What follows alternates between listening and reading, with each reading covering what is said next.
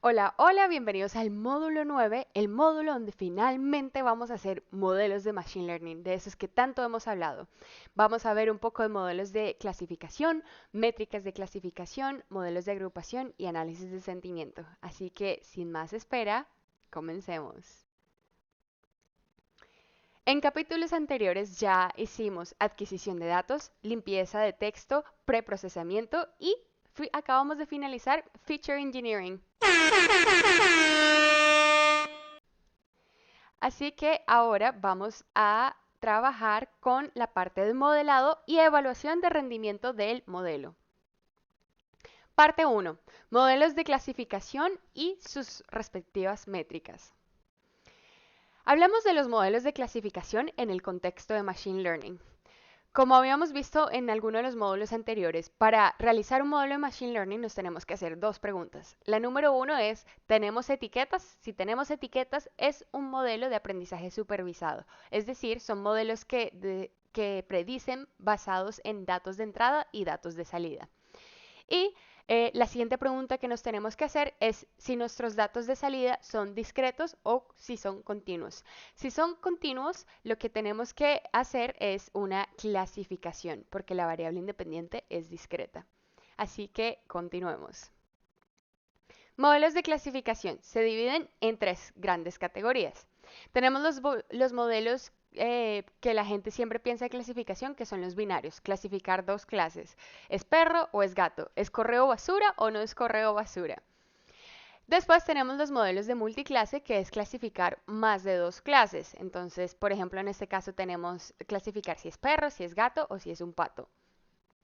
Y después tenemos los modelos multietiqueta, que es cuando un documento puede tener más de una clase o etiqueta. ¿En qué otros escenarios podemos tener un problema de multietiqueta? Los invito a que escriban en la caja de comentarios y comparen sus respuestas con sus compañeros. Otro ejemplo que a mí se me ocurre de la cabeza es, por ejemplo, noticias. Si queremos clasificar si una noticia es de política o de entretenimiento o de tecnología, y una noticia puede tener varios temas a la vez. Así bien, ¿cuáles son los pasos para crear un modelo de clasificación? Primero, adquirir datos etiquetados. Y pongo entre paréntesis mala noticia porque es muy difícil conseguir datos etiquetados. La mayoría de datos viven allá afuera, no son estructurados y no tienen etiquetas. Entonces, pero como en este caso sí vamos a aprender este modelo, pues vamos a tomar un caso que ya conocemos, del cual tenemos etiquetas. Entonces, import pandas as pd, vamos a importar la librería y luego traemos los datos como pd.readCSV y hacemos archivos basura.csv. Y veamos pues aleatoriamente tres de esos documentos. Y recordemos que tenemos dos columnas. Una columna es los datos de entrada, que son el mensaje, y los datos de salida, que es la etiqueta. Entonces el mensaje y la etiqueta puede ser basura o legítimo.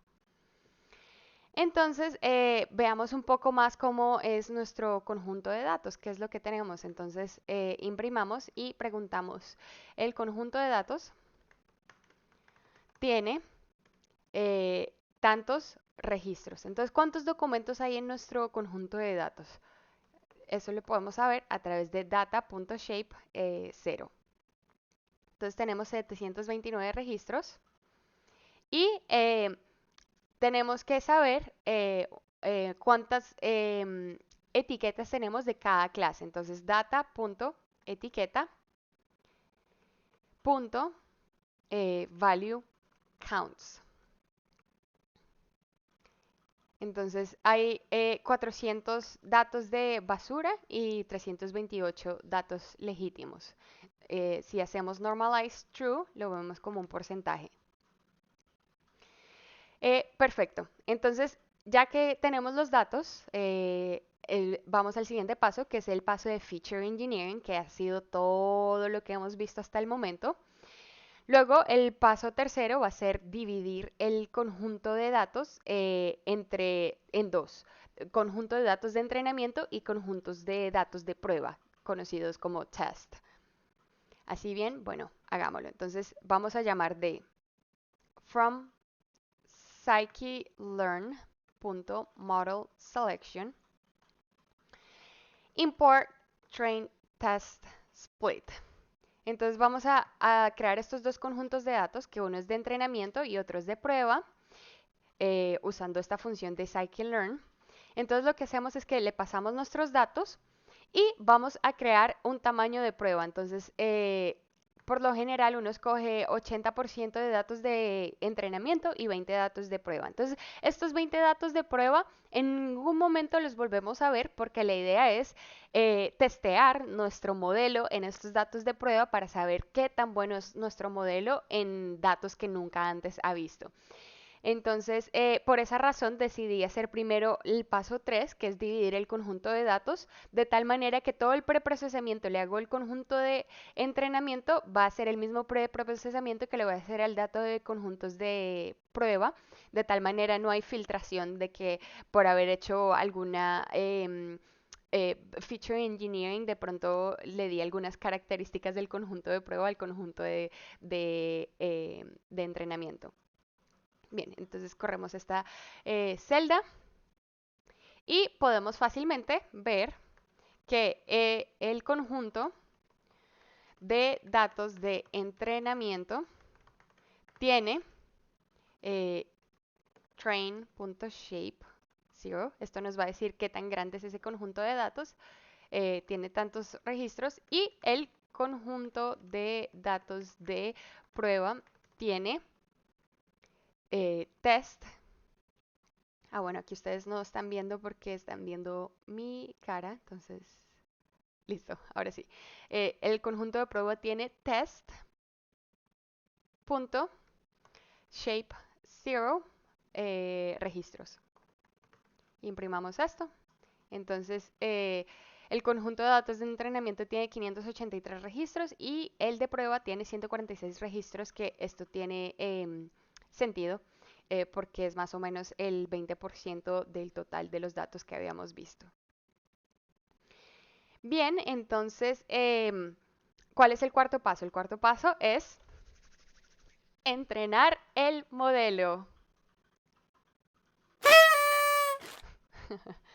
Bueno, entonces, ahora que vamos a entrenar el modelo, y después de entrenar el modelo, lo que vamos a hacer es obtener medidas de rendimiento en el conjunto de datos de prueba para mejorar el modelo.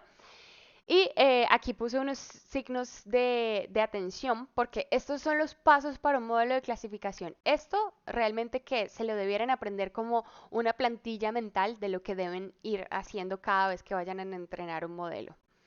Y número 6 es poner el modelo en producción. Entonces, hablemos de algunas medidas de rendimiento para modelos de clasificación. Existen muchísimas medidas de rendimiento, pero estas son algunas de las más populares.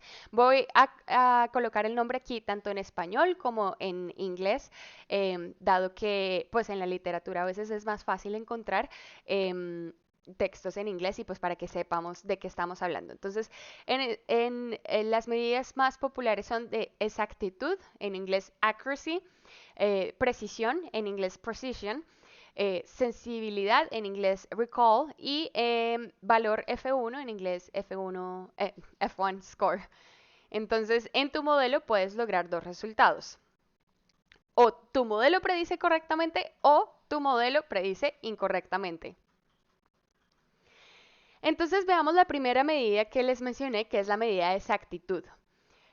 La medida de exactitud es el número de predicciones correctas hechas por el modelo divididas por el número total de predicciones. Entonces, por ejemplo, en este caso tenemos un modelo que identifica si una foto es un gato o es un perro. E imaginemos que estos son los diferentes documentos que tenemos.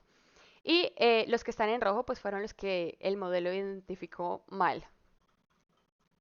Y esto lo vuelvo a correr por acá. Listo. Entonces, en este caso, la medida de exactitud es el número total de documentos que tenemos 1, 2, 3, 4, 5, 6, 7, 8, 9, 10. Y los que sacó bien, entonces los que están en verde, 1, 2, 3, 4, 5, 6, 7. Entonces la medida de exactitud es 7 sobre 10 o 0.7 o 70% exacto. ¿Y cuál es el problema con esta medida de exactitud? El problema con esta medida de exactitud es que si no tenemos datos balanceados, por ejemplo, tenemos en nuestro conjunto de datos muchos gatos y solo un perro, la medida de exactitud va a ser 90%, que es, uno creería que es muy bueno, pero lo que pasa es que el modelo así prediga que todo es gato, va a sacar todo, va a sacar siempre el 90%. Entonces la idea es que nosotros desarrollemos un modelo que sea capaz de predecir también la clase minoritaria, aunque pues no haya tantos ejemplos en su conjunto. Entonces, ¿qué podemos hacer en ese caso? Uno, o podemos aumentar la clase minoritaria o disminuir la clase mayoritaria para que tengan el mismo número de ejemplos. O dos, mirar otras medidas de rendimiento que son más propicias y más sensibles a este tipo de situaciones, que es lo que les estaba diciendo. Entonces vamos a la siguiente medida, que es la medida de sensibilidad, o en inglés conocida como recall. Entonces la sensibilidad es la capacidad que tiene un modelo para encontrar todos los casos relevantes dentro de un conjunto de datos. Es decir, que aquí tenemos los verdaderos positivos más los falsos negativos, o sea, lo que realmente es positivo, y los verdaderos positivos. Y voy a hacer esto para que se vea mejor. Listo, perfecto. Entonces, por ejemplo, en este caso tenemos que lo que es realmente positivo. Para eso miremos que tomemos como verdadero positivo el perro. O sea, cuando predijo que el perro era perro, es un verdadero positivo. Entonces, lo que realmente es positivo son los perros. Entonces tenemos el 1, 2, 3. Por eso tenemos acá lo que realmente es positivo, este, este número acá. Y el 2 es la cantidad de verdaderos positivos, o sea, lo que de verdad identificó que era perro y lo identificó como perro, o sea, estos dos de acá. Y así tenemos que este es el 67% de sensibilidad. Ahora vamos con otra medida, que es la medida de precisión. Entonces, la medida de precisión lo que busca evaluar La medida de precisión lo que busca evaluar es la capacidad que tiene el modelo para encontrar solo los casos relevantes dentro de un conjunto de datos. Entonces, es la proporción entre los verdaderos positivos sobre lo que fue clasificado positivo. Entonces, en este caso vamos a ver en la precisión que fue clasificado como positivo, o sea, que fue clasificado como perro. Este, 1, 2, 3, 4. 4 fueron clasificados como positivos. Y cuántos de verdad fueron verdaderos positivos, o sea, que estuvieron clasificados bien, pues solo estos dos perros. Entonces tenemos 2 sobre 4, 50% de precisión. Y el valor F1 sirve para encontrar un balance óptimo entre precisión y sensibilidad, porque depende de lo que uno esté intentando modelar, uno escoge su verdadero positivo y optimiza por una de esas dos variables. Por ejemplo, si uno está queriendo hacer una detección de virus cibernéticos, uno quizás lo que más quiere es optimizar la sensibilidad. Yo quiero que me traiga todos los posibles porque sería terrible que uno le dijera a un cliente que cierto software no es un virus cibernético cuando sí lo es. Entonces, mejor prevenido que morir en guerra. Entonces es mejor estar prevenido y así uno extraiga algo que realmente no era positivo y se lo da al cliente a que uno perder un verdadero positivo que uno necesitaba. Entonces por eso uno tiene que optimizar esta métrica que es que lo realmente positivo, los verdaderos positivos o lo realmente positivo tiene que estar lo más cercano al 100%. Pero por el contrario, supongamos que tenemos otro problema. Tenemos un problema de medicina de la tuberculosis. Hay una medicina de la tuberculosis que es demasiado, demasiado buena, pero el problema es que el riesgo secundario de recibir esta medicina es que la persona se puede quedar ciega. Pero si esta persona tiene tuberculosis y se va a quedar ciega, pues toma la medicina aunque se quede ciega, pues para salvar su vida. Pero sería muy malo darle esta medicina a alguien que no estemos muy seguros si tiene tuberculosis o no y quede ciega y realmente no tenía tuberculosis, sino otro tipo de enfermedad respiratoria. Entonces, en este caso queremos optimizar por la precisión. Queremos que el radio, la proporción entre los verdaderos positivos y lo que fue clasificado positivo sea lo más cercano al 100%. Pero a veces, de pronto, ambos escenarios son muy malos. Predicción si la sensibilidad es muy bajita o la precisión es muy bajita, puede ser muy malo. Entonces, por lo general, uno de pronto quiere encontrar un balance óptimo entre las dos de esas. Y para eso se hace con una métrica que se llama valor F1. Y simplemente es hacer esta computación de esta fórmula que es 2 por sobre precisión por sensibilidad sobre precisión más sensibilidad. Y pues computamos los valores que ya habíamos obtenido anteriormente y obtenemos un 57% en este ejemplo que estamos viendo acá. Entonces, en tu modelo tú puedes lograr dos resultados. O tu modelo predice incorrectamente o tu modelo predice correctamente. Y entonces en el caso de una clasificación binaria, pues al final tenemos cuatro grupos. Tenemos clasificación correcta de la clase 1, o sea que es un verdadero perro. Tenemos la clasificación correcta de la clase 2, o sea es un verdadero gato. Tenemos la clasificación incorrecta de la clase 2, o sea es un falso perro. Y tenemos la clasificación incorrecta de la clase 1, que es un falso gato. Y así, de esta manera, nosotros realizamos la famosa matriz de confusión. Es una herramienta que le permite la visualización del desempeño de un modelo de clasificación.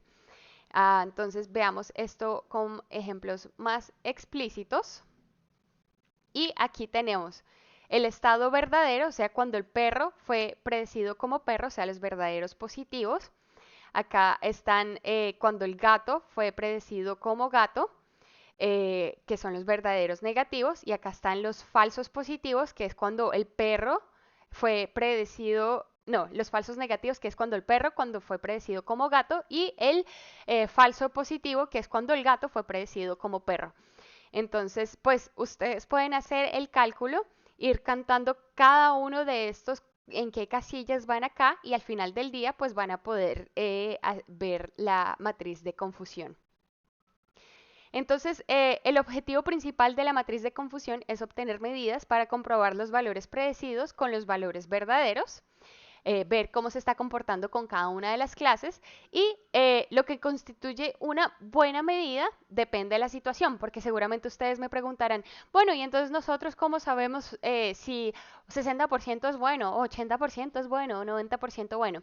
Eso realmente depende de la situación. Por ejemplo, si se está tratando de medicina, quizás queremos una precisión aún mucho más alta, pero si queremos simplemente predecir si es un texto basura o no, de pronto no nos preocupa tanto que la predicción sea demasiado alta, porque lo peor que puede pasar es que un correo se vaya al correo basura.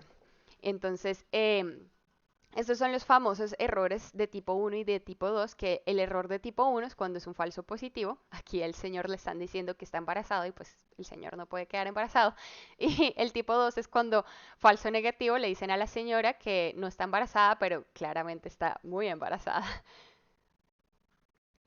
Entonces, en resumidas cuentas, tenemos que la exactitud es lo clasificado correcto sobre el número total de datos. La sensibilidad es el verdadero positivo sobre lo que realmente es positivo. La precisión es los verdaderos positivos sobre lo que fue clasificado positivo. Y F1 es una medida para intentar obtener un buen balance entre la sensibilidad y la precisión.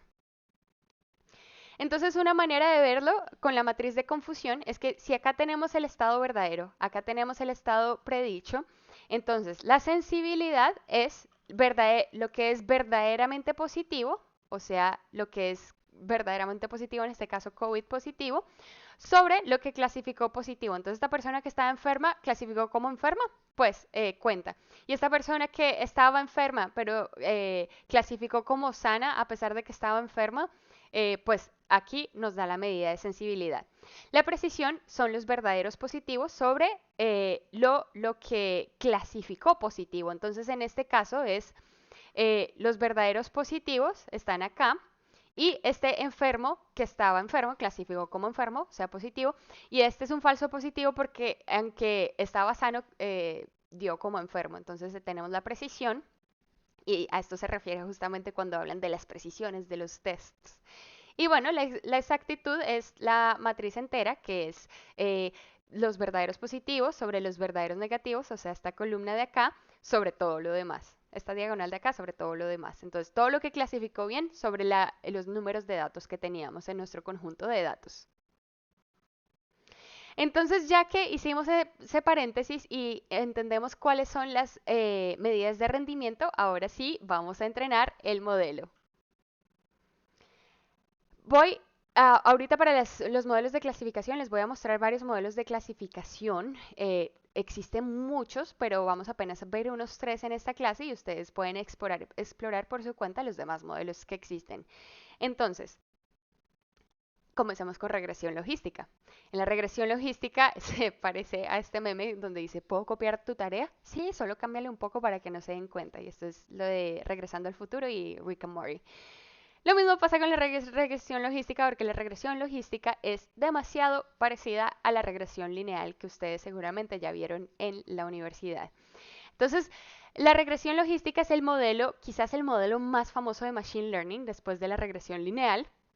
Y mientras que la regresión lineal se usa para predecir, pronosticar valores continuos, la regresión logística se usa habitualmente para clasificar valores discretos. Y la palabra clave acá es habitualmente porque no necesariamente siempre es así.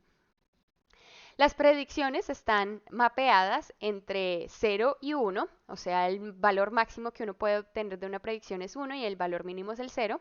Y esto lo hace a través de la función logística, lo que significa que las probabilidades, las predicciones se pueden interpretar como probabilidades. Ventajas. Los resultados tienen una elegante representación probabilística. Nosotros siempre queremos ver porcentajes, son fáciles de entender para nuestro cerebro. Y el modelo puede ser regularizado para evitar sobreajuste, en inglés conocido como overfitting. Y desventajas es que tiende a tener un rendimiento inferior cuando hay múltiples líneas de decisión o estas no son lineales. Y no es lo suficientemente flexible para capturar relaciones más complejas. Ahora vamos con otro modelo famoso de clasificación que es la máquina de vectores de soporte, o en inglés conocidas como Support Vector Machines. Entonces, quisiera preguntarles a ustedes, ¿cómo separarían estos datos de una dimensión en dos clases? Quizás algunos estén pensando, bueno, acá trazamos un plano o acá trazamos una línea, pero realmente pues nosotros lo podemos simplemente separar con un punto. Ponemos un punto acá y ya podemos separar tanto los datos naranjas como los datos verdes. ¿Y qué pasa con este? ¿Cómo separarían estos datos de dos dimensiones? Pues trazando una línea acá. Y entonces, ¿cómo separarían datos de n dimensiones en dos clases? Entonces, un punto o escalar en una dimensión, una línea o una curva en dos dimensiones. ¿Y qué es en dimensiones más altas? Les invito a que dejen aquí en la caja de comentarios y comparen sus respuestas con sus compañeros. Bueno, y la siguiente pregunta es, pues yo puedo trazar una línea acá, otra línea acá, y todo esto me va a dar separaciones buenas, pero ¿cuál es la mejor separación? ¿Cuál es esa separación perfecta de las dos clases? Pues resulta que las máquinas de vectores de soporte usan un mecanismo llamado kernel o núcleo que esencialmente calcula la distancia entre dos observaciones. Con esto, el modelo encuentra un límite de decisión, un hiperplano, óptimo para separar las clases. Entonces siempre va a haber una línea que va a generar una margen máxima. Esa es la línea óptima, el hiperplano óptimo. Eh, Otro dato por saber es que las máquinas de vectores de soporte con un núcleo lineal es muy similar a la regresión logística, así que por lo general se usan con núcleos no lineales y con datos no lineales. Ventajas. Puede modelar relaciones no lineales. Hay muchos núcleos de donde escoger y son buenos evitando el sobreajuste. ¿Qué desventajas tiene este modelo? Entonces, son demasiado intensos con la memoria porque están intentando hacer todos los posibles planos y ver cuál tiene la línea, o cuál es el hiperplano óptimo.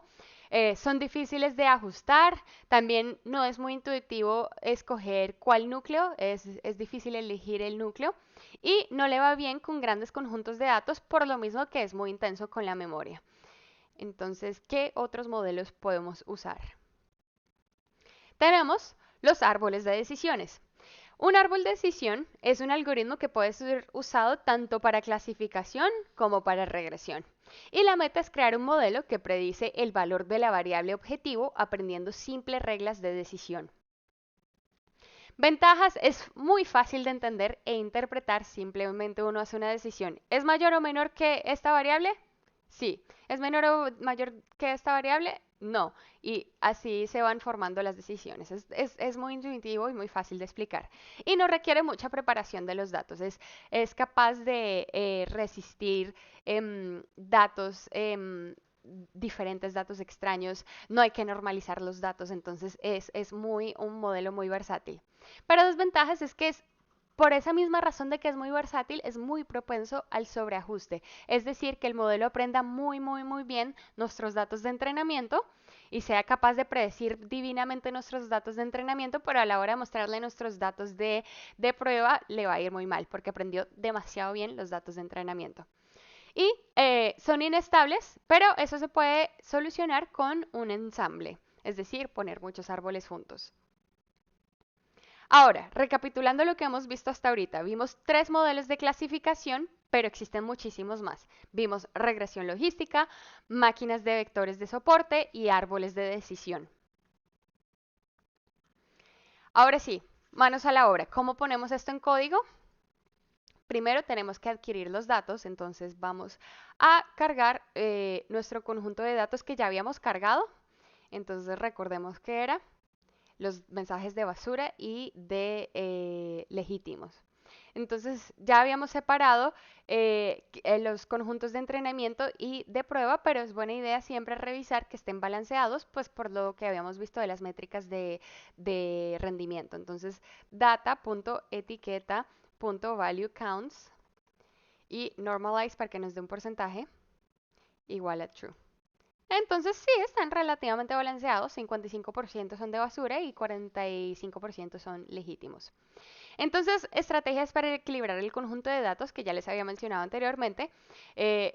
Submuestreo y sobremuestreo de las diferentes clases, hacer un ensamble de diferentes conjuntos de datos remuestrados, agrupar la clase abundante, etc. 2. Dividir el conjunto de datos en dos. Entonces, para dividir el conjunto de datos en dos, ya lo habíamos visto anteriormente. Entonces, copio y pego el código, que es, tenemos 729 datos en total. Y el conjunto de datos de entrenamiento tiene 583 y el conjunto de datos de prueba tiene 146. El paso número 3, que es hacer feature engineering. Bueno, eso ya, como lo habíamos visto, voy a copiar y pegar el código. Y aquí entonces, para hacer el feature engineering, hay otro paso que es importante que no hemos visto y es crear el conjunto de X. Entonces, para el conjunto de X, que son de X, que es la variable que nosotros conocemos y la de Y es la variable que deseamos predecir, entonces los transformamos según los mensajes de los valores de los mensajes y del conjunto de entrenamiento. Y lo mismo hacemos con esta Y. Para los datos de prueba hacemos exactamente lo mismo y la clave está aquí, que cuando hicimos el aprendizaje del TF y DF, o sea, de asignarle los valores de peso a cada uno de los vectores de las palabras, eso lo hicimos sobre el conjunto de entrenamiento. No lo podemos hacer sobre el conjunto de todos los datos porque entonces ahí corremos el riesgo de que se nos filtre algunos datos de los datos de prueba y creemos que nuestro modelo sea muy bueno, pero realmente no es que sea bueno, sino que tuvimos filtración de los datos de prueba. Y en ningún momento nosotros podemos ver los datos de prueba hasta que ya hayamos acabado el modelo para saber si nuestro modelo es verdaderamente bueno o simplemente fue que aprendió a comportarse bien con los datos que ya le mostramos. Entonces, si vemos el tamaño de estos vectores, bueno, el tamaño de X es 583 por 2422 O sea que cada palabra tiene, cada documento tiene un vector de tamaño de 2422, o sea que hay 2422 palabras en nuestro corpus. Y lo mismo pasa con la prueba, solo que hay menos documentos. Y para Y, pues Y simplemente es la etiqueta. Entonces la Y pues va a tener el mismo de entrenamiento, va a tener la misma cantidad, pues porque cada una de estas etiquetas corresponde a cada uno de los documentos. Y lo mismo pasa con los datos de prueba, 146 y 146. Ahora tenemos que entrenar el modelo. Entonces, para entrenar el modelo tenemos que llamar las siguientes librerías de scikit-learn. Estamos llamando el multinomio. Bueno, aquí les agregué otro modelo del que no hablamos, pero podemos entrenarlo con ese modelo también. La regresión logística, la máquina de soporte de vectores y los árboles de decisión. Entonces, ¿cómo los inicializamos? Vamos a inicializar esos clasificadores. Entonces, para inicializarlos, simplemente les damos un nombre de alguna variable a cada uno de ellos y llamamos el método o la función de cada una de las librerías. Bien, una vez ya tenemos los clasificadores, continuamos y lo que hacemos es entrenar los modelos con los conjuntos de entrenamiento, con los conjuntos de datos de entrenamientos. Entonces lo que hacemos es NB, o sea, llamar el clasificador, lo entrenamos con XTrain y YTrain y básicamente repetimos lo mismo para todos, pero pues con cada uno de los clasificadores.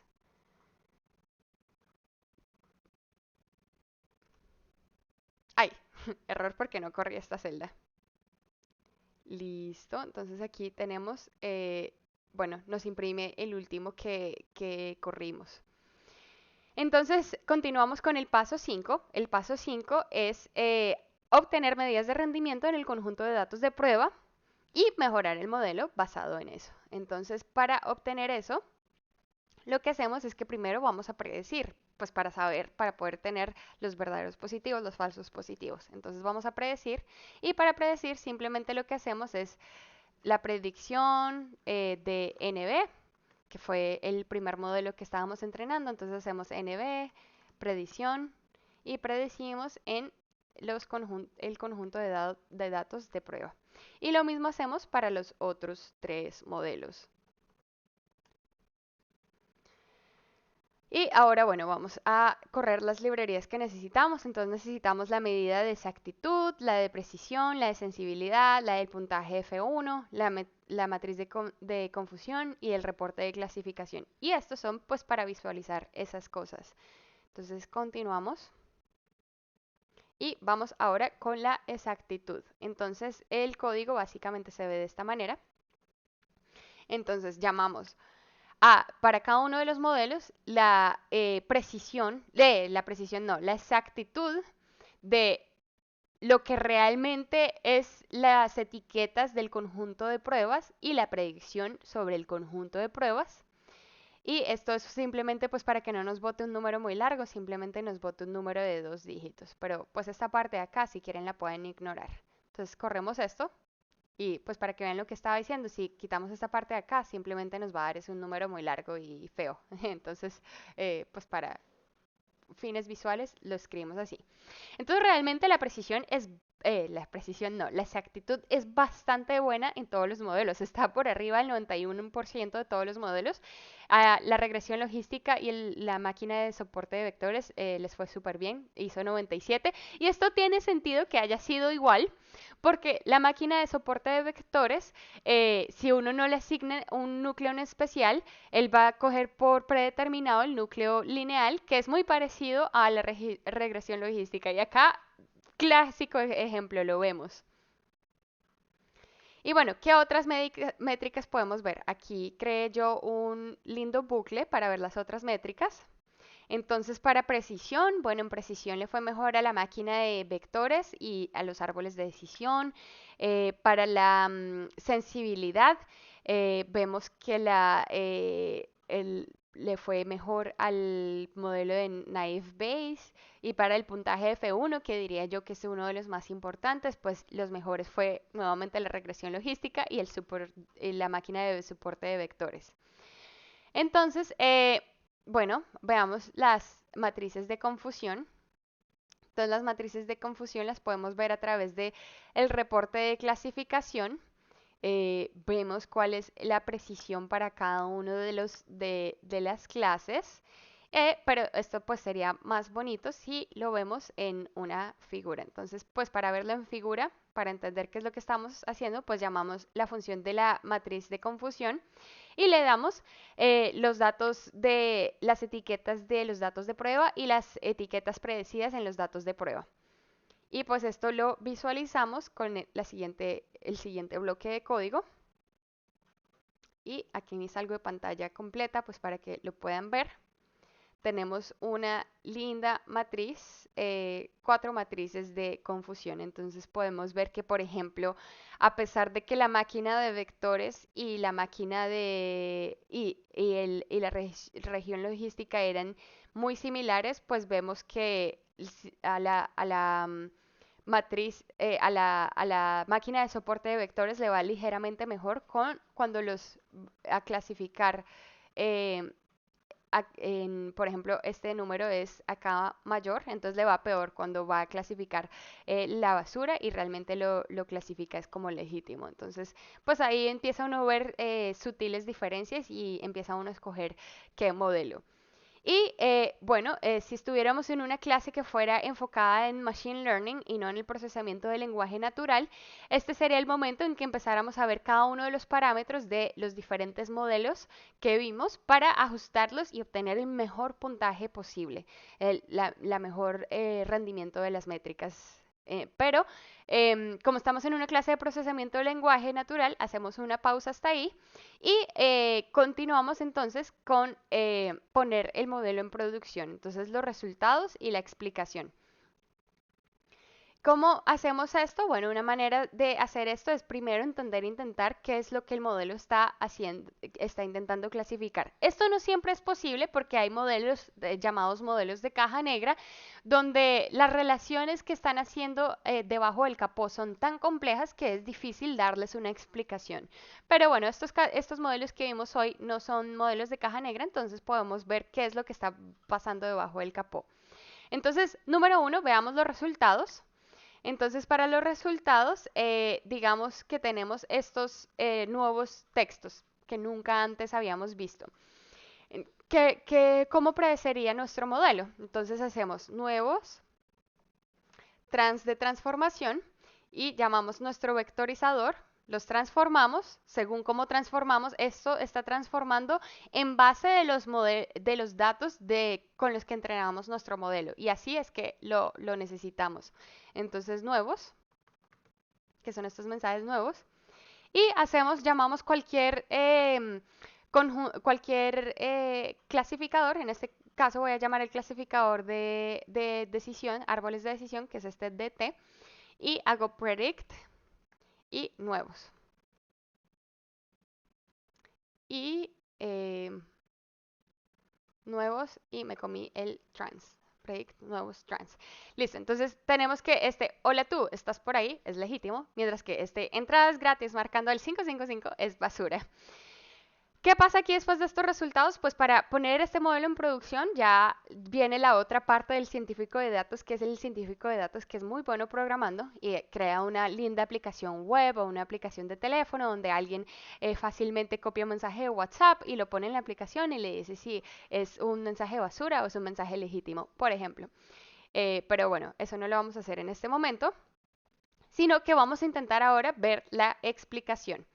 Entonces, con la explicación nosotros, por ejemplo, para el caso del TF y DF, podemos ver cada uno de los vocabularios y ver el índice de estos vocabularios, como habíamos visto ya antes. Entonces, el índice de, por ejemplo, la palabra último es 2417. ¿Y esto para qué nos sirve? Es que cuando podemos ver qué clase contribuye qué tipo de palabras contribuyen a la clase 1, que es a la clase de basura. Entonces, las palabras que contribuyen a la clase 1 tenemos, por ejemplo, que está llame y tiene un coeficiente muy negativo, porque recordemos que esto es una regresión logística, entonces cada una de las características que cada uno de los vectores va a tener un coeficiente, entonces este es el valor que estamos viendo acá, el coeficiente. Entonces, llame es muy negativo, texto negativo, envíe, gratis, www, etcétera.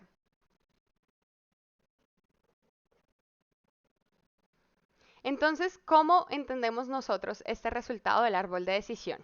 Por ejemplo, tenemos la palabra llame. Entonces, la palabra llame, el coeficiente de esta palabra llame es menor o igual a 0.045, o sea que si es muy negativo, que es coherente con lo que vimos acá.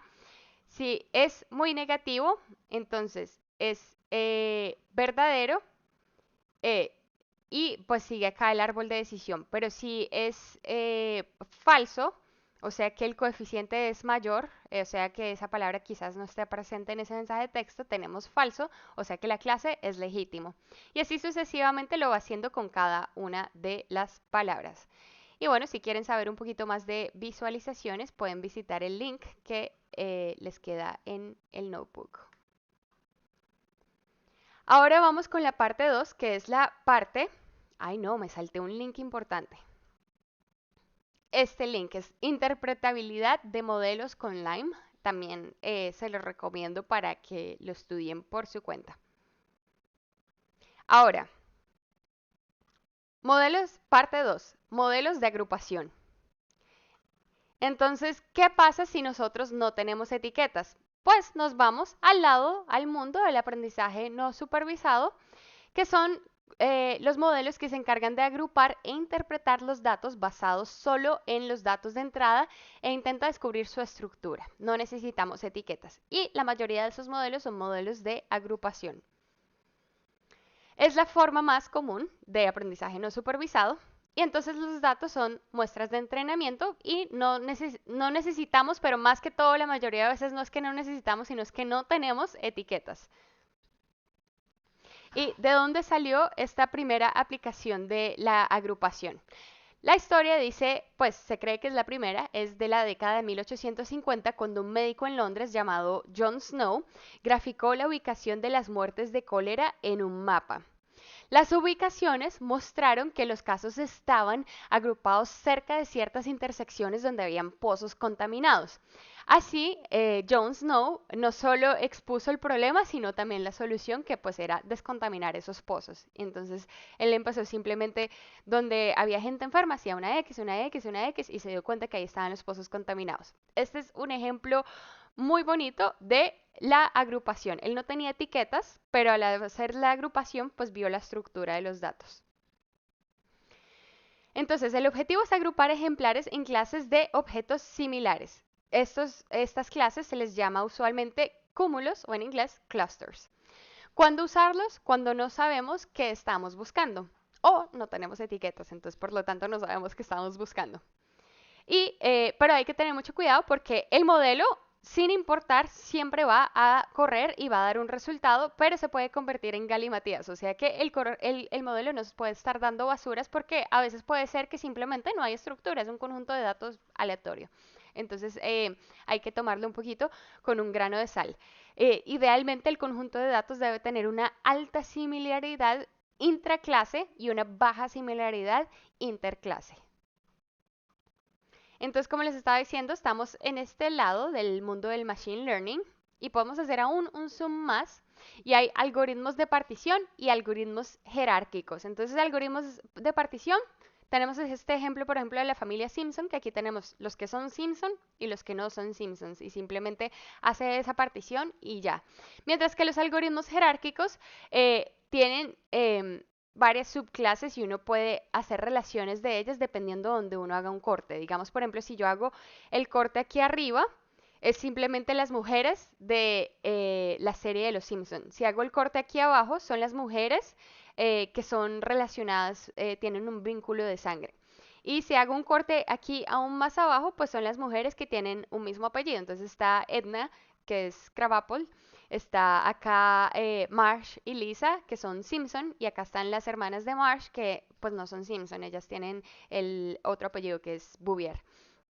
Entonces son los algoritmos jerárquicos, pero hoy vamos a ver un algoritmo de partición, quizás el más famoso de todos, que es el K-means. Entonces, también conocido como K-medias. Entonces es un modelo de Machine Learning no supervisado de agrupación por partición. ¿Qué significa entonces K-means? K es el número de grupos y means es pues la media aritmética. Entonces, este es un modelo iterativo cuyo objetivo es particionar un conjunto de n observaciones en K grupos en el que cada observación pertenece al grupo cuyo valor medio es el más cercano. Entonces, ¿cuáles son los pasos para el K-means? Vamos a verlos a continuación. Entonces, el primer paso es inicializar. Entonces, elegimos un número K de cúmulos. Y escogemos aleatoriamente K puntos como centroides. Entonces, ¿cómo interpretamos esta imagen? Porque esta es una visualización de los pasos que les voy a ir dando. Entonces, nuestro conjunto de datos son estas cajitas grises y no sabemos cómo clasificarlas. Entonces, escogimos un número aleatorio de cúmulos, en este caso 3. K igual a 3. Y aleatoriamente pusimos esos puntos como centroides. Entonces lo que hacemos es que los K cúmulos se crean asociando cada observación con la media más cercana. Entonces computamos la media de todos los datos con cada uno de los K centroides y el que sea más cercano, pues a ese dato se le acerca, se le asigna ese centroide. Y una vez uno tenemos asignados cada uno de los datos a un centroide, volvemos a recomputar el centroide ya basado en esos datos. Entonces, por ejemplo, acá este dato de acá, que era el cuadradito de acá, pues fue el único rojo, entonces como fue el único rojo, pues el centroide es el mismo. Luego acá tenemos del verde, pues estos cuadrados de acá se volvieron verdes porque eran los más cercanos a él y recomputamos y el centroide se movió un poquito para acá. Y lo mismo hicimos con este azul. Entonces repetimos esto y el paso 3 es finalmente parar, o sea, repetir el paso 1 y 2 y finalmente parar cuando el algoritmo acaba, cuando ya no hay cambio en los centroides, o sea, vuelve y se repite y ya llegamos al puro centroide de los cúmulos de las observaciones o el máximo número de iteraciones es alcanzado, porque puede ser que siempre se quede buscando el centroide y el centroide se mueva un solo tricitico, entonces siempre es buena idea colocar un máximo número de iteraciones pues para que no se quede siempre corriendo. Entonces, referencias para los curiosos, acá está la definición matemática. Es un modelo muy bonito para hacer a mano, por lo menos una vez en la vida, se los recomiendo. Y aquí hay una visualización muy chévere.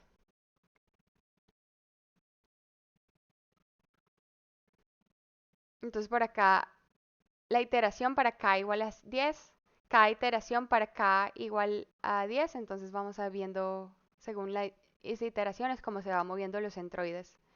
Este es k igual a 20, k igual a 5, y vemos que ya hay el centroide a duras penas se mueve, k igual a 10, y etcétera. Bueno, entonces aquí me gustaría que ustedes comenten en la parte de acá de los comentarios cuál es el número de K, qué está pasando en cada paso en esta imagen. Entonces, ¿cuál es el número de K según esta imagen y qué está pasando en cada paso? Comparen las respuestas con las de sus compañeros. Ahora sí, manos a la obra. ¿Cómo entrenamos este modelo? Primero tenemos que cargar datos. Entonces, para cargar los datos, ya los tenía cargados, mira, ve. Entonces, vamos a cargar este archivo que les había ya compartido y vemos que tenemos 1000 registros. Realmente no sabemos de qué se trata, entonces, pues los corremos. Ahora hacemos Feature Engineering, pero como vimos que habían varios idiomas, pues realmente no le vamos a hacer mucho, no vamos a cambiar a minúsculas y eso porque pues no sabemos a qué nos estamos enfrentando y de pronto borramos alguna información que sea valiosa. Entonces simplemente le hacemos mínimo preprocesamiento y llamamos a TF y DF. Ahora entrenemos el modelo, pero primero tenemos que escoger K. Y esa es una excelente pregunta, me extrañaría si no la han hecho ya acá en la caja de comentarios. Y es que primero tenemos que escoger K. ¿Y cómo se escoge el K? ¿Cuál es el K óptimo? Y esa es una pregunta difícil porque es muy importante escoger un buen número para K, pero es difícil de resolver. Por ejemplo, acá estábamos en un mínimo, un óptimo local. Sería mejor tener acá pues solo un cúmulo que tener dos. Y acá sería mejor tener dos cúmulos que uno. Y yo les puedo preguntar acá, y ustedes me dirán en la caja de comentarios, ¿cuántos cúmulos hay aquí? Y yo sé que hay personas que van a decir, hay dos cúmulos, hay 8 cúmulos, de pronto algunos dijeron, hay 4. Entonces, ¿cómo se escoge esa acá? Pero antes me gustaría preguntarles, ¿cuál es el valor mínimo posible para acá? Me gustaría que se detuvieran un momento para pensar cuál es el valor mínimo posible para acá y cuál es el valor máximo para acá. Con eso tenemos un poco de entendimiento de dónde viene saliendo esta acá. Me gustaría que lo escribieran acá en la caja de comentarios. Ahora, vamos manos a la obra. Entonces vamos a entrenar el modelo. Primero hay que escoger el K. Entonces, ¿cómo escogemos ese K? Lo escogemos, hay diferentes maneras de escogerlo, pero hoy les voy a mostrar el método del codo. Entonces, el método del codo básicamente lo que hace es que mide la inercia. Entonces, la inercia es, comenzamos por definir que la inercia mide lo bien que un conjunto de datos fue agrupado por K-means. O sea, se calcula midiendo la distancia entre cada punto de datos y su centroide elevado al cuadrado y esta distancia y sumado estos cuadrados en un clúster. Entonces, ya cuando nosotros estamos perdiendo mucha inercia, pues ya quiere decir que encontramos el número de K óptimo. Entonces vamos a cargar las librerías que necesitamos para esto y son estas. Entonces tenemos el K-means, vecinos más cercanos y la librería de visualización. Entonces lo que hacemos básicamente es que vamos a ensayar Ks del 1 al 10. Y tenemos, acá vamos a cargar según el K y según la inercia. Entonces corremos el algoritmo de K-means, le damos el K, es un número del 1 al 10.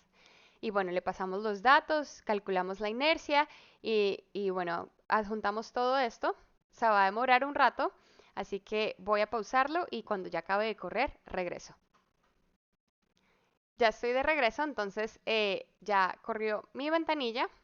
Y ahora pues vamos a visualizar esos resultados. Entonces prácticamente lo que estamos haciendo acá es que vamos a visualizar en el X el número de cúmulos, en el eje Y la inercia y pues es el método del codo. Y vemos que se llama método del codo porque justo aquí vemos la inflexión. Entonces esta inflexión es el número ideal de número de cúmulos, en este caso 4. Entonces vamos a entrenar el modelo con K igual a 4. Entonces K igual a 4. Hacemos modelo igual a K-means, asignamos el número de clusters igual a 4, bueno, igual a K, que ya lo definimos arriba en la variable, y entrenamos nuestro modelo a través de fit con ya los vectores que ya habíamos calculado para TF y DF. Listo, entonces ya el modelo está entrenado. Vamos a ver qué nos está diciendo el modelo. Entonces, data cluster. Vamos a crear una columna en nuestro conjunto de datos que diga el modelo y las etiquetas que le asignó el modelo.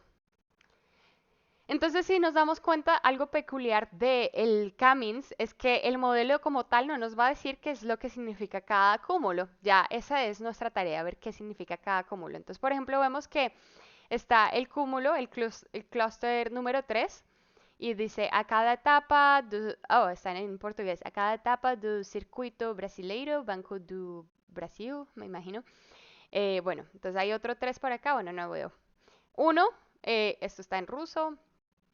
Otro 1, esto también está en ruso. 0, esto está en Les Cultiveurs du Village, está en francés.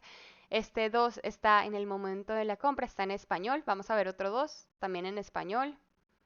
Este 1, pues está como en inglés.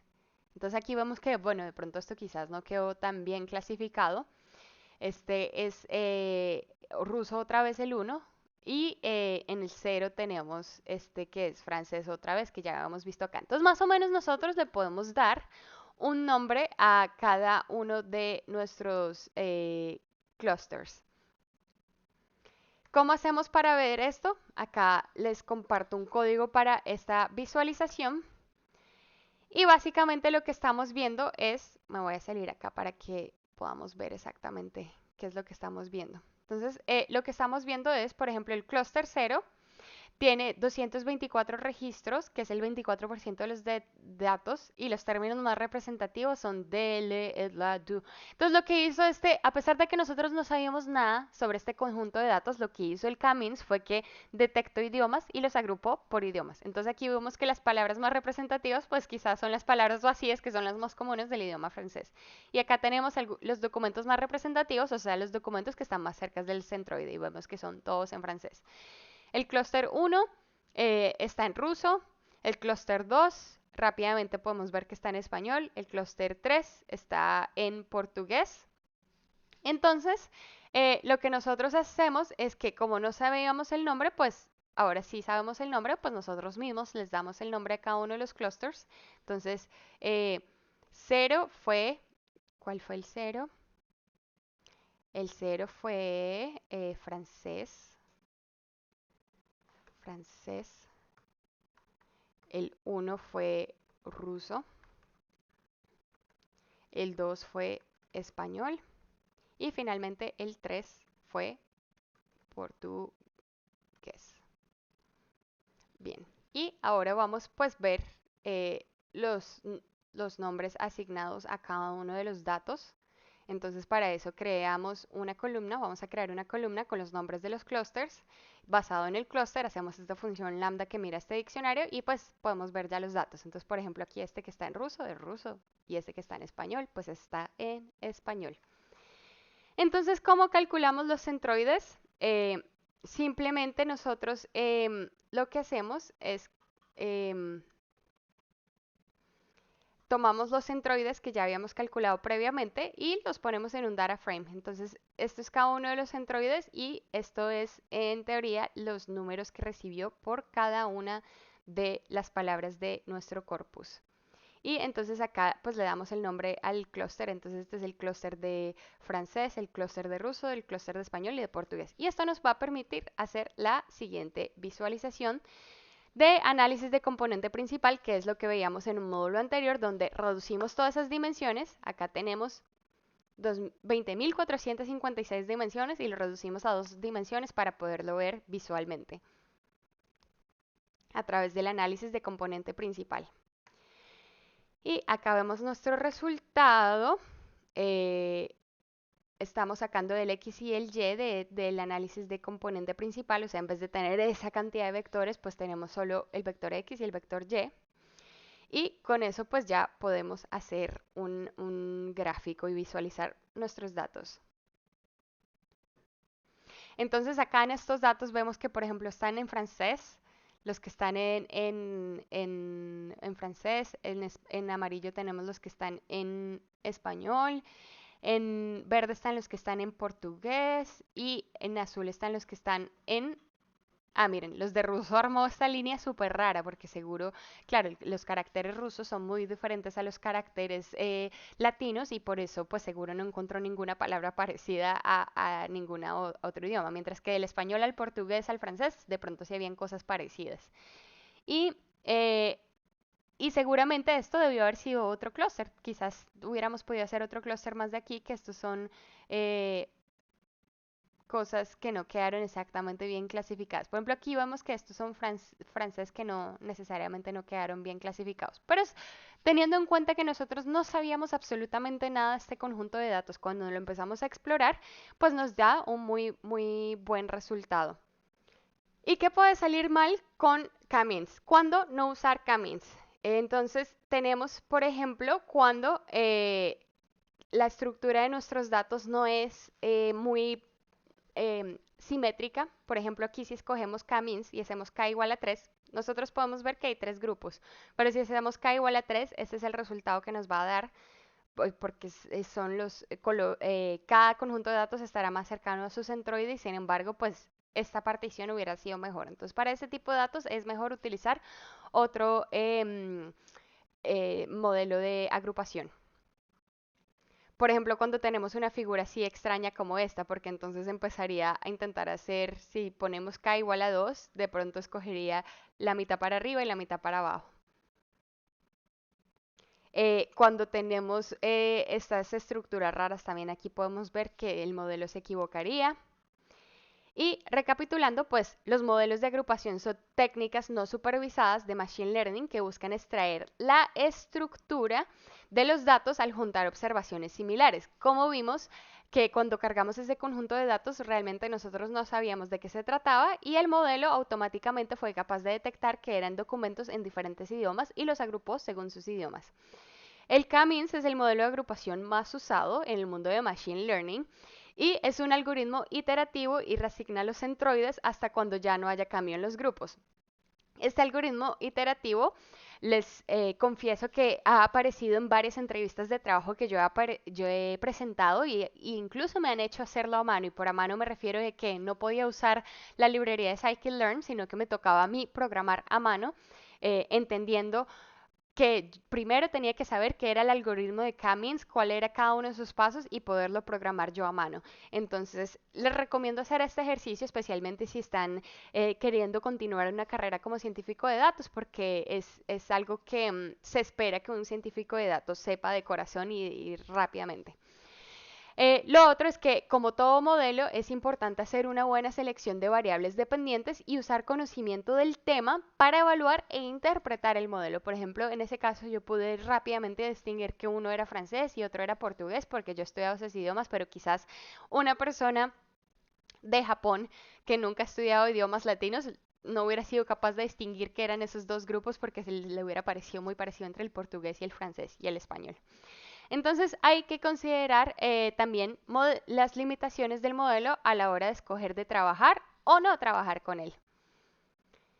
Aquí les voy a mostrar en esta pantalla más algoritmos de agrupación que ustedes pueden ir a ver en la documentación de Scikit-Learn. Entonces, dependiendo de la estructura de datos, aquí les muestra cómo hacen las diferentes agrupaciones. Entonces, por ejemplo, para ese tipo de agrupación llamado Agglomerative Clustering, si tenemos datos de este tipo, los va a clasificar de esta manera. Si tenemos datos de este tipo, los va a clasificar de esta manera, etcétera. Aquí a simple vista salta a la vista, por ejemplo, este tipo de modelo es muy malo para predecir este tipo de datos porque asignó estos dos al mismo clúster, cuando claramente son dos diferentes. Pero, por ejemplo, puede ser muy bueno para identificar estos grupos que están muy densos entre ellos. Entonces, hay que conocer la estructura de nuestros datos para saber qué algoritmo de agrupación aplicar. Ahora, recapitulando, pues vimos de los modelos de agrupación, que aunque existen muchos, vimos el K-means. Finalmente, la parte 3 de este módulo es el análisis de sentimiento. Entonces, el análisis de sentimiento es muy útil en un contexto de negocio. Por lo general, las empresas quieren saber cómo se sienten sus empleados, cómo se sienten sus clientes, y pues eso se hace a través del análisis de sentimiento. Y la idea general es asignar un puntaje de sentimiento de -1 a 1, siendo -1 muy negativo y 1 muy positivo. Y podemos aplicar los modelos que ya conocemos de clasificación porque a la larga serían datos etiquetados si tenemos etiquetas. Entonces, por ejemplo, si tenemos un mensaje y sabemos que es positivo, tenemos otro mensaje y sabemos que es negativo y tenemos muchos mensajes así etiquetados, pues simplemente podemos aplicar un modelo de clasificación. Sin embargo, muchas veces no tenemos etiquetas y ahí es cuando viene el análisis de sentimiento. ¿Cuáles son las limitaciones del análisis de sentimiento? Es mucho más fácil decidir si un determinado mensaje es positivo o negativo que decidir si es muy positivo o es algo positivo, o algo muy negativo o algo negativo. Es difícil, incluso hasta para un ser humano, de decidir cuál es esa línea de diferencia que está ahí y pues obviamente también muy difícil para la máquina. Y lo mismo vemos cuando intentamos clasificar, por ejemplo, calificaciones de algún mensaje, si es 1 estrella o 5 estrellas o 4 estrellas, es muy difícil porque ¿cuál es la diferencia entre 4 estrellas y 5 estrellas? Probablemente los dos comentarios van a ser muy positivos. Entonces, considerar que tenemos esa dificultad. Otra limitación es que a veces los mensajes contienen ambos sentimientos en un solo mensaje. Por ejemplo, el hotel estaba horrible, pero los empleados fueron muy amables. ¿Esto qué es? ¿Negativo o positivo? Es ambas. Otra limitación es que las máquinas no son capaces de entender el sarcasmo. Pues es difícil transmitirle a una máquina que no es un sentimiento positivo, sino un sentimiento negativo porque era en sarcasmo. Otra limitación es que la mayoría de modelos de sentimientos están entrenados en el idioma inglés. Entonces es difícil conseguir un buen modelo entrenado en el español. Y realmente algo que callan los científicos de datos es que la tarea de hacer análisis de sentimiento es muy difícil y todavía es una área que está en desarrollo y no podemos decir que hay un modelo que sea espectacular y haga muy bien. Entonces, tenemos que comprender y no frustrarnos ante la limitación cuando el modelo no cumpla con las expectativas que nosotros tenemos. Bien, entonces existen dos tipos de modelos de análisis de sentimiento. Uno es basados en reglas. Entonces los basados en reglas utilizan puntuaciones predefinidas para cada palabra y determinan el resultado de una frase sacando un promedio. Entonces, y también son capaces de detectar modificadores. Entonces, ese es el caso donde yo les decía que no hay que hacer preprocesamiento de texto porque, por ejemplo, estoy feliz y estoy feliz con muchos signos de admiración es más positivo que el simplemente estoy feliz. Entonces, los signos de puntuación ahí nos van a decir cosas. Entonces, en este caso, el procesamiento del texto debe ser muy, muy, muy, muy ligero. Algunas de las limitaciones es que esto está por lo general entrenado en inglés, entonces estas dos librerías son muy buenas, pero están entrenadas en inglés. Si ustedes están trabajando con datos en inglés, eh, TextBlob, una ventaja de TextBlob es que también ofrece una puntuación de subjetividad, muy importante hoy en día cuando uno ve tantas cosas en redes sociales, es una noticia objetiva o una noticia subjetiva. Y por otro lado, la librería Vader se enfoca en textos de redes sociales. Fue entrenado en textos de redes sociales, o sea que toma en cuenta vocabulario repetitivo, como estoy muy, muy, muy, muy feliz, ejemplo. Uso copioso de la puntuación, o sea, repetir el signo de admiración, mayúsculas, emojis, etc. Entonces, prácticamente que con Vader, si su texto está en inglés y con Vader hay que ponerlo y ya no hay que hacerle mucho preprocesamiento porque él fue entrenado con ese tipo de datos.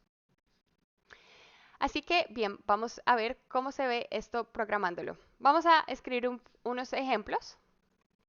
Dice, el primero es, eh, por lo menos no es un libro muy horrible. El segundo dice, asegúrate de sonreír, pero con este emoji, o sonreír aún más grande hoy. Goku es muy chistoso. Goku es muy chistoso en mayúsculas y Bogotá tiene un metro. Entonces vamos a correr este ejemplo. Y vamos a utilizar primero la librería de TextBlob, que era la primera que les estaba mencionando.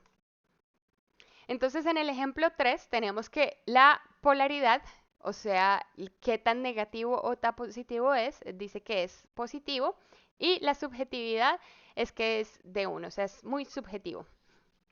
Ahora vamos al ejemplo 4.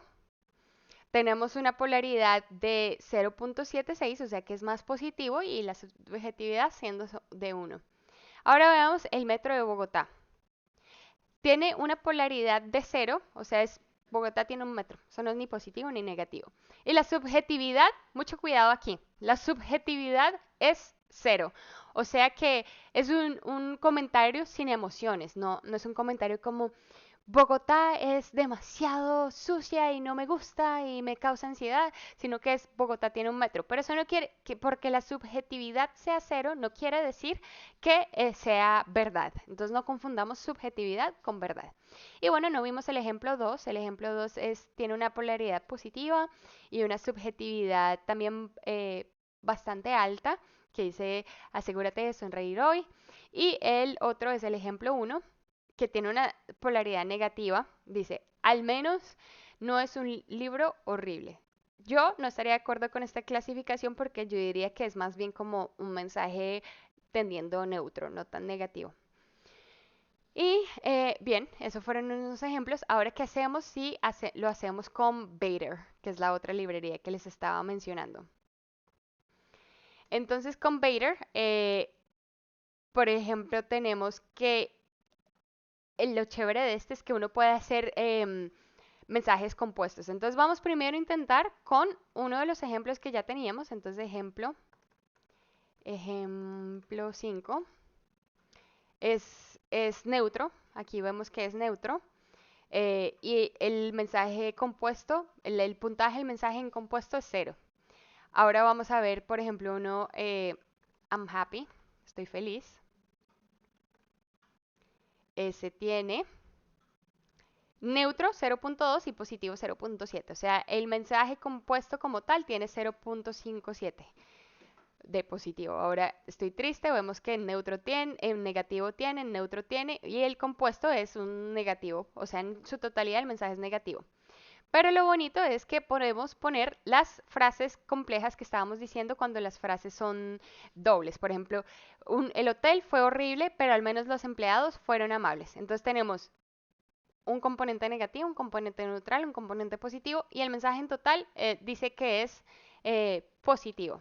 ¿Están de acuerdo o no? Relativamente subjetivo, pero al menos eh, hace una mejor tarea de reconocer que hay un componente positivo y un componente negativo.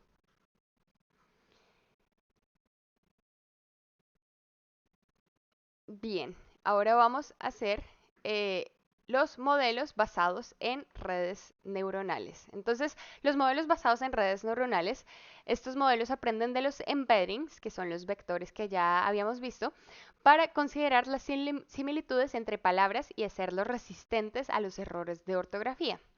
Una red neuronal que está disponible al alcance de todos es FLAIR para esta tarea. Entonces, lo que hacemos es que cargamos la librería, vamos a ver cómo se comporta. Y una vez traemos la librería, hacemos la clasificación del texto. Aquí, entonces voy a copiar y pegar. Entonces, traemos el clasificador del texto y vamos a decirle que es un texto en inglés. La frase 1, vamos a volver a imprimir la frase 1 para recordar qué era y cómo lo clasifica. Entonces, está cargando. Démosle un segundo. Y listo. Entonces dice, la frase es, al menos no era un libro tan horrible. Y dice que es positivo. Yo estoy más de acuerdo con esto porque realmente la frase no es negativa. Simplemente porque diga horrible no quiere decir que la frase es negativa. Me parece que este modelo en este caso funciona mejor. Y la ventaja es que a pesar de que están entrenados en teoría en inglés, el modelo se comporta bastante bien en español y yo me imagino que es que en su conjunto de datos de entrenamiento tenían datos en español y se comportan bastante bien. Entonces, por ejemplo, instalar PyTorch es un dolor de cabeza, lo odio, digamos. Y el sentimiento de esto es negativo, lo cual es correcto. Entonces, no me confiaría a ojos cerrados de esta librería para hacer análisis de sentimiento, pero puede ser un buen desvare. Ahora, recapitulemos. ¿Qué fue lo que nosotros vimos el día de hoy? Primero vimos modelos de clasificación, de los cuales estuvimos viendo los modelos de regresión logística, máquinas de vectores de soporte, árboles de decisión, y todos estos modelos pueden ser evaluados de cómo se están, qué rendimiento están dando a través de la exactitud, la precisión, la sensibilidad, el valor F1 y las matrices de confusión. Después saltamos al mundo de los modelos de agrupación, o sea, los modelos que lidian con datos que no tienen etiquetas y vimos específicamente el caso de K-means. Y finalmente vimos algunos modelos de análisis de sentimiento. Es así como nosotros llegamos al final del módulo 9 y espero verlos en el módulo 10. Hasta luego.